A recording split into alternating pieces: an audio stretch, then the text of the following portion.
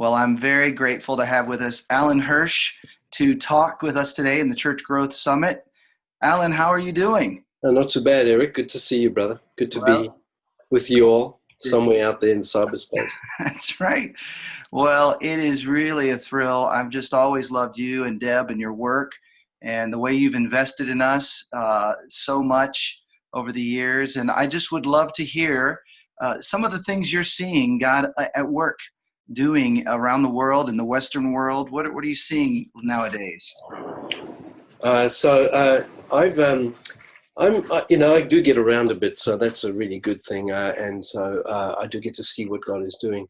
It seems to me that, as you know, I'm very much part of the whole missional movement, so that, I'm trying to be part of what it means to extend the church and to, on the innovative side, is trying to, discover new forms of church. And new expressions are in strange places sometimes. So I get to see a lot of that kind of thing. And I think there's, some pretty vigorous stuff out there in terms of church planting and on the innovative frame. We still, however, have got a lot to learn about, engaging culture beyond a very churchy kind of culture. So, but that's a good thing. So, but we are seeing some really good stuff going on there. So. That's But great. that's why, the church, go move to the edges a bit more than what it generally is. Well, and as you see, and certainly you guys consult and train and coach folks that are on the edge, people who are reaching those who wouldn't normally be reached. What are some of the things you're seeing are effective in building those relationships and reaching out in those ways?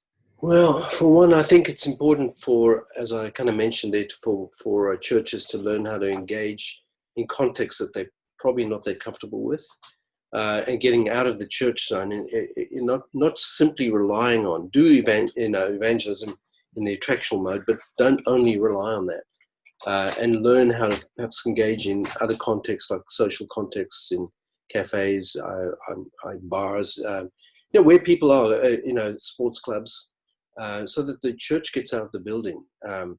And so we're seeing like movements that are really beginning to kind of multiply and expand, use that kind of methodology. They put themselves in those contexts, and the context forces the group to contextualize and work it out, or otherwise they never take root.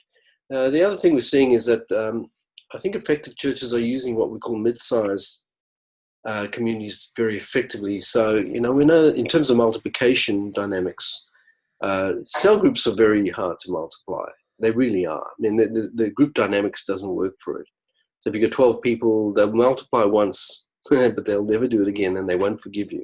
Because the implication of 12 is that, you've got a whole lot of people, hanging out together. So that it's not really a missional unit. So we say like actually a mid-size, which is kind of like a 25 to 60, is perfect for multiplication. 2, 3, 4 of those, and you've got yourself a new kind of site. So if you use that as an approach, is to head towards the dynamics of mid-sized communities. And interesting on that, just a friend of mine, Alex Absalon, has done some work on this. Right now, the book escapes my memory what the name is, but you can search for Alex Absalon. That's excellent. Things like that, yeah. I love it. Well, and some of these missional communities, do you see them reaching out and bringing people in terms of affinity or serving a particular part of the city? Like, what do you see these groups kind of, what brings them together? Yeah, actually, so, for most of them, we'll take, aspects of, it's kind of church in a sense, in a more informal way, but you're doing, worship. There's an element of common life together. I think that's really important, coming together around Jesus and worship. And then, there's a sense of, ministry to one another. There's an insider kind of dynamic. And then, of course, there's mission. But we're finding like it really is up to the group itself. So if you take like the guys up at Soma, well, they started in the Northwest, them, I'm sure. Yes. And now they're multiplying all over the country, in fact, internationally. But they've really, each missional community takes a different mission, but they become responsible to the broader community for fulfilling that mission. So they hold each other accountable on it. So each group has a distinct purpose, and maybe it's a different context from another group. So they all vary, actually. Yeah. Well, and I think that's part of the beauty is there's a sense we're going to make the world a better place if you want to help us. And by the way, we love Jesus. Of beauty in that. And how do you see discipleship taking place most effectively in the churches you're investing in? Oh, again, so thankfully, discipleship has become an issue again in the last, well, I don't know, 5 years. So now, there's discipleship.org. I think that's what it's called, discipleship.com. But it's, now a major forum on it. It's becoming now part of the whole church planting kind of church growth kind of stuff, which I think is very exciting because it's been a missing feature. Truthfully, I don't think there's a lot of churches doing it that well. I'll be honest. Again, I would quote the ones that are, I think, are actually excelling. So you've got groups like Soma again. They would be good. 3DM, of course, has got a long tradition in that. But yeah, in terms of big church-based stuff, we've got a lot to learn. So Willow, of course, and their Reveal program kind of try to kind of correct their system on that way. I'm not sure how they're doing, by the way, but I expect they've done a lot better in the last 5-6 years. Well, we've been really curious and in doing the Forgotten Ways and the APEST test, but what's been fascinating is this new work. Tell us about 5Q Central, because I think that has a real key in terms of helping people raise up leaders and really advance the mission. Yeah. Well, it's so for me, bro, that all started actually with this idea that I wanted to develop. I began looking at organizations or churches, but also other organizations in the five lenses, in a sense, looking at APES dynamics, not in terms of people necessarily, although I'm very much for that. In fact, the APES test is all about that, but looking at them in terms of the 5 functions of church. So, every church having a missional side, which is the apostolic. How's it extending? Is it church planting? How they're networking? How they're training beyond the local? What kind of methodology they're using?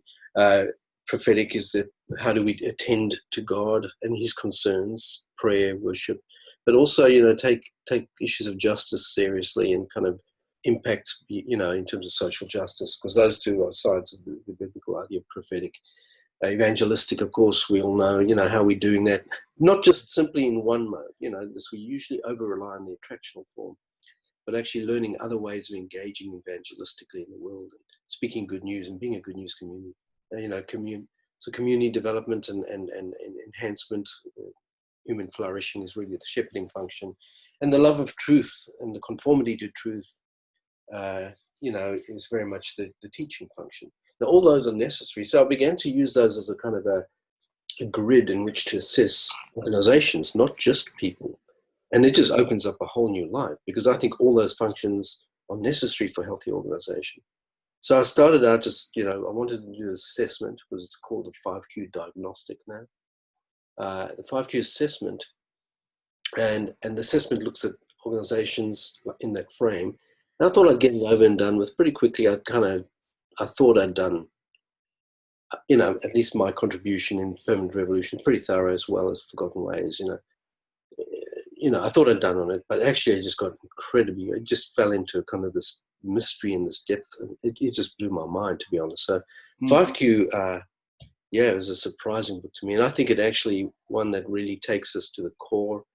And I think, in terms of my custodianship of it, that I think it'll help broader churches beyond just the charismatic frame, but including that, engage the fivefold in a healthy manner. It's going to tip the scale, I think, because this is a conversation that is very rich right across the spectrum. I've just got off a group of a whole denominational set of leaders across the country in a Reformed denomination, and we're doing 5Q dynamics with them. The Southern Baptists have gone and bought 3,000 copies of 5Q, the book, and they're doing using this as assessment. So it's very exciting times in which we're living in, and I reckon this is one of the most fruitful areas for conversation and discovery. Well, I think so too. And 5qcentral.com has much more info there, lots of ways to interact with the material. And there's the book, and there's the tests and all that stuff. And we've got training and everything going on down there. Amazing. Well, I love it because, like you say, on the site and in the book, this really is rediscovering what's been there in the scripture all along. Yeah. And helps us value the differences that each people brings to what God's trying to do in the kingdom. Yeah, absolutely right. One of the assumptions of movement thinking is that God has given us everything we need to get the job done. We don't have to import anything from outside. It's the only way we can understand the New Testament church itself, let alone China and other churches that don't have our resources. It's already implicit. So that's why I call it dormant potential. It's already latent in the body and it's waiting to be activated. So you don't have to import it. It's already there. All our greatest truths, Eric, are discovered, aren't they?